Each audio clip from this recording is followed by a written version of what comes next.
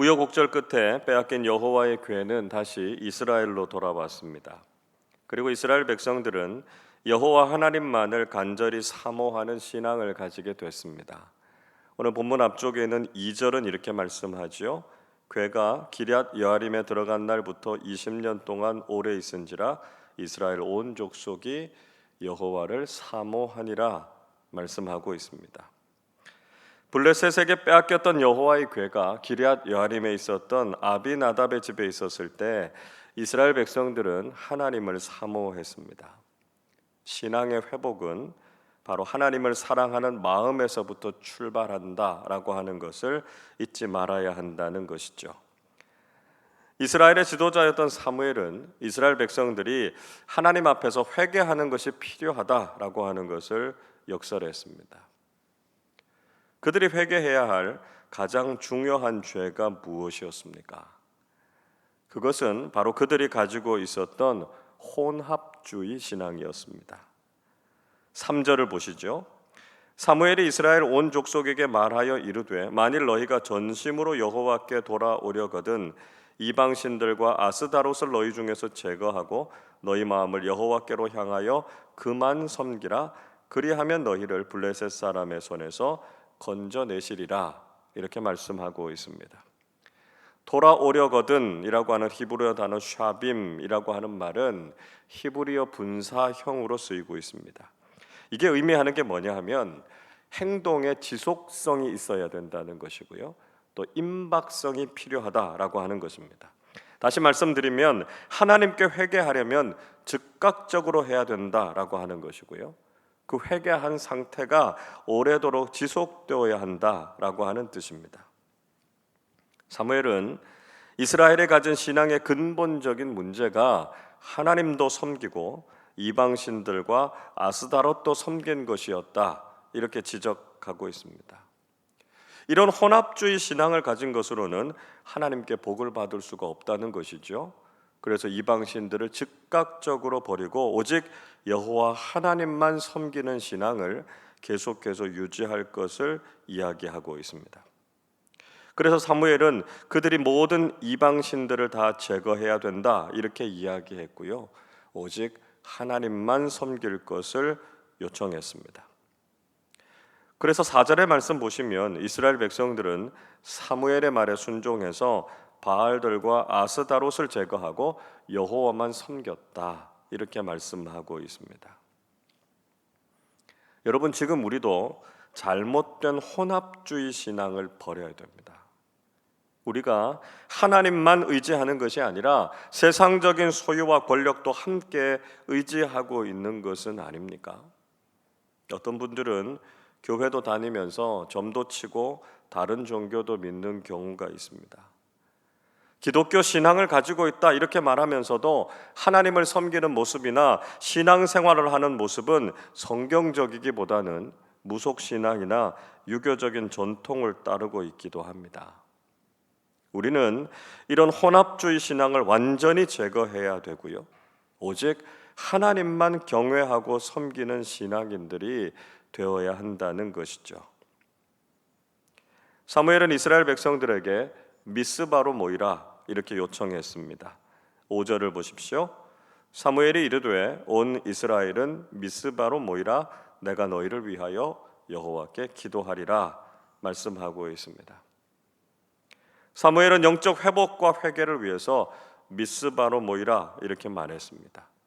이 미스바라고 하는 도시, 예루살렘에서 북쪽으로 한 10km 정도 떨어져 있는 도시다, 이렇게 알려져 있습니다. 미스바라고 하는 이름의 뜻은 망대, 워치타워라고 하는 뜻을 가지고 있죠. 그래서 아마도 이 미스바라고 하는 도시는 우뚝 솟은 언덕지대에 위치한 도시일 것이다, 이렇게 볼 수 있고요, 그곳에서 이스라엘을 위해서 함께 기도하는 모임을 가지기로 한 것이었습니다. 여러분, 우리는 영적인 회복과 신앙의 부흥을 이루기 위해서 우리 안에 있는 혼합주의 신앙을 버리고 하나님 앞에 모이기를 힘써야 됩니다. 오직 하나님만 바라보고 하나님을 의지하는 신앙의 모습으로 나아갈 때 하나님께서 우리에게 회복과 부흥을 허락해 주신다라고 하는 것이죠.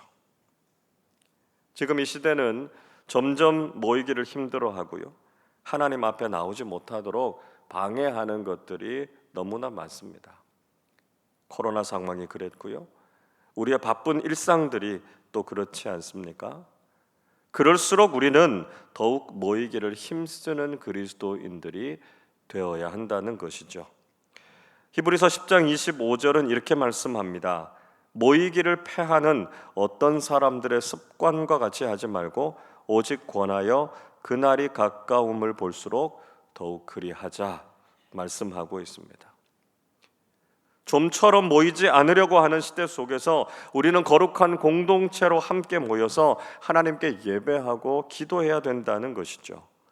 영적인 모임을 회복해서 하나님께서 주시는 은혜와 복을 사모하는 우리 모두가 되실 수 있기를 바랍니다. 자, 이렇게 이스라엘 자손들이 미스바에 모였다라고 하는 소식을 듣고 블레셋이 공격해 왔습니다. 7절을 보십시오. 이스라엘 자손이 미스바에 모였다 함을 블레셋 사람들이 듣고 그들의 방백들이 이스라엘을 치러 올라온지라 이스라엘 자손들이 듣고 블레셋 사람들을 두려워하여 말씀하고 있습니다. 이스라엘 족속들이 미스바에 모였다라고 하는 것이 블레셋 사람들에게는 얼마나 좋은 기회가 됐겠습니까? 지금은 이스라엘과 블레셋이 전쟁 중에 있었고요, 전쟁을 위해서는 전략적으로 매복을 하거나 승리하기 위한 전술을 따라야 했습니다. 그러나 지금 이스라엘은 미스바라고 하는 언덕에 함께 모여 있었습니다. 그러니까 자기 자신을 다 드러내고 있었던 거죠. 이스라엘 족속들이 잘 보이는 곳에 다 모여 있었던 것입니다. 이들이 했던 행동도요, 전쟁을 위한 행동이 아니었고요, 기도하고 있었습니다. 그러니까 이런 행동은 인간적으로 보면 그야말로 자살 행위에 가까웠습니다. 그러나 이스라엘은 세상적인 방법을 의지했던 것이 아니라 신앙적인 방법을 찾았다라고 하는 것을 알 수 있습니다. 8절이 이렇게 말씀하죠. 이스라엘 자손이 사무엘에게 이르되 당신은 우리를 위하여 우리 하나님 여호와께 쉬지 말고 부르짖어 우리를 블레셋 사람들의 손에서 구원하시게 하소서 말씀합니다. 비록 이스라엘 백성들은 블레셋이 두려웠지만 그들은 사무엘에게 하나님께 기도해서 구원을 얻게 해달라 이렇게 요청했습니다. 전쟁에서 승리를 주시는 분도 위기로부터 건져주시는 분도 하나님이시다라고 하는 것을 믿고 기도했던 신앙적인 태도를 가졌다는 것이죠. 자, 이들이 믿음으로 나아갔을 때 어떤 결과를 얻게 됐습니까? 9절 말씀을 같이 읽어보겠습니다. 사무엘이 젖 먹는 어린 양 하나를 가져다가 온전한 번제를 여호와께 드리고 이스라엘을 위하여 여호와께 부르짖음에 여호와께서 응답하셨더라. 아멘. 사무엘은 어린 양 하나를 가져와서 하나님께 온전한 제사를 드렸습니다. 하나님께서는 사무엘과 이스라엘 백성들이 드리는 그 온전한 예배를 받으셨고요, 그 기도에 응답하셨다고 말씀하고 있습니다. 그리고 하나님께서 친히 이스라엘을 위해서 싸워주셨습니다. 10절을 보시죠. 사무엘이 번제를 드릴 때에 블레셋 사람이 이스라엘과 싸우려고 가까이 오매 그날에 여호와께서 블레셋 사람에게 큰 우레를 발하여 그들을 어지럽게 하시니 그들이 이스라엘 앞에서 패한지라 말씀합니다. 블레셋 사람들이 그 기회를 놓치지 않고 전쟁을 하기 위해서 올라왔을 때 하나님께서는 큰 우레를 발하셔서 블레셋을 흩으시고 패배하게 하셨습니다. 하나님께서는 세상의 무기를 가지고 싸우지 않으셨고요, 그분의 전능하시고 초자연적인 능력으로 이스라엘에게 승리를 안겨주셨습니다. 승리와 구원은 하나님의 손에 있다는 것을 믿고 우리도 역시 하나님의 도우심과 일하심을 구하는 사람들이 되어야 한다는 것이죠. 사무엘은 이 승리를 기념할 만한 기념비를 세우고 그것을 오래도록 기억할 수 있게 했습니다. 12절 말씀도 같이 읽어보겠습니다. 사무엘이 돌을 취하여 미스바와 센 사이에 세워 이르되 여호와께서 여기까지 우리를 도우셨다 하고 그 이름을 에벤에셀이라 하니라. 사무엘은 미스바와 센 사이에 돌을 세웠습니다. 그리고 그것을 가리켜서 에벤에셀, 도움의 돌이다, 이런 이름을 붙였습니다. 하나님께서 여기까지 이 놀라운 승리와 부흥의 은혜를 주셨다라고 하는 믿음의 고백이죠. 그리고 하나님께서는 이스라엘 땅에 완전한 회복과 평화를 주셨습니다. 14절 이렇게 말씀합니다.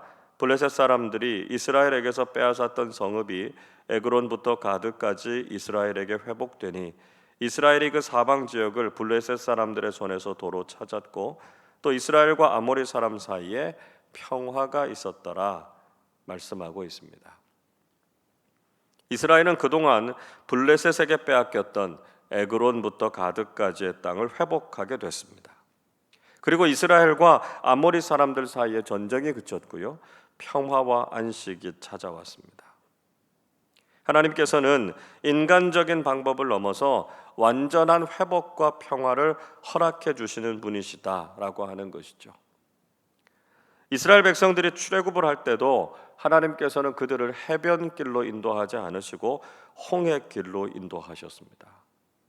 그렇게 하신 이유는 애굽의 군대를 홍해에 수장시키셔서 이후에 일어날 수도 있는 보복을 미리 또 완전하게 막으셨던 것이죠. 여러분, 때로는 하나님의 방법이 잘 이해가 되지 않을 때가 많습니다.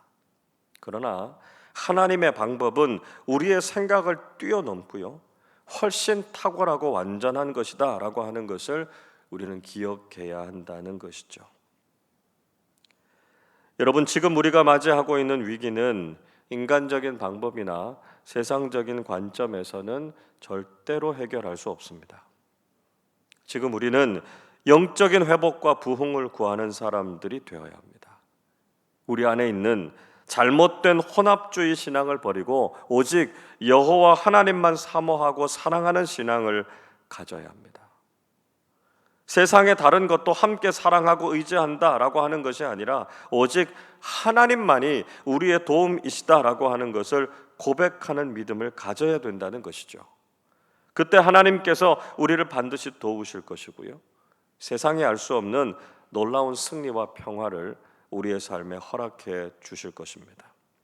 그리고 우리는 바로 그 놀라운 신앙의 체험을 통해서 에벤에셀의 하나님을 고백하는 사람들이 될 것입니다.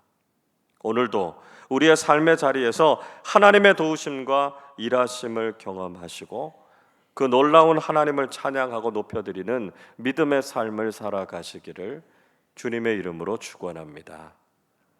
기도하겠습니다.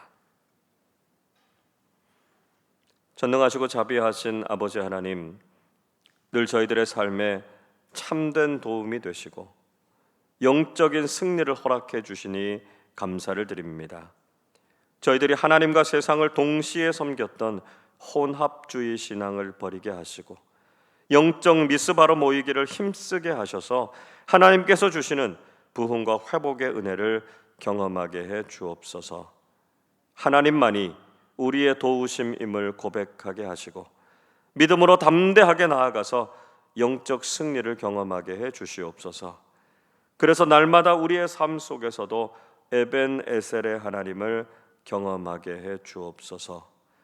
지금도 우리의 신앙은 영적 침체에 빠져 있고 그리스도인이라고 하면서도 오직 하나님만 사랑하고 섬기지 못했음을 용서하여 주옵소서.